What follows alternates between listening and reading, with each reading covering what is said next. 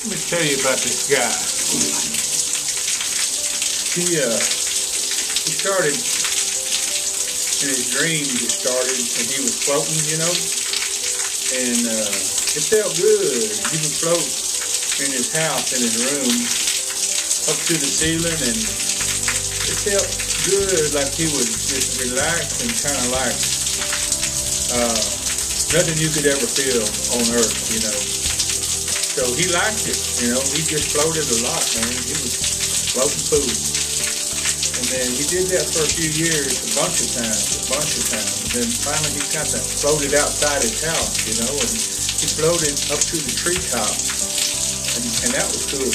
Oh, also, sometimes he couldn't float, you know. It took a lot of effort sometimes. Sometimes it was real easy, but sometimes, and even sometimes he couldn't float, but he was in his room trying to, and he just give up, you know, finish the dream. And then,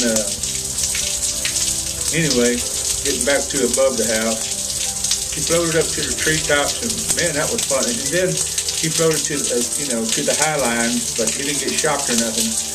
But he got to where he could float faster and faster. At first, when he first started floating, he was real slow, but it was peaceful, real peaceful. And then when he got real good at floating, he started going further and further away. He started going, you know, like a long way, because he got faster too, you know. And then he even kind of like was floating out of the earth. You see what I'm saying?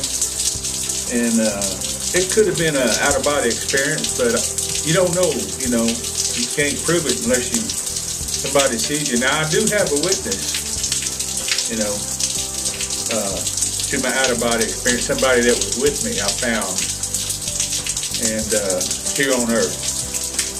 And then I'd go to the moon. There wasn't a whole lot to go, but there was just only two places to go. That would be the sun and the moon. So I went to the moon a bunch of times, and and I met some people over there. And see, I didn't know any of those people, but that's what I did. Go there.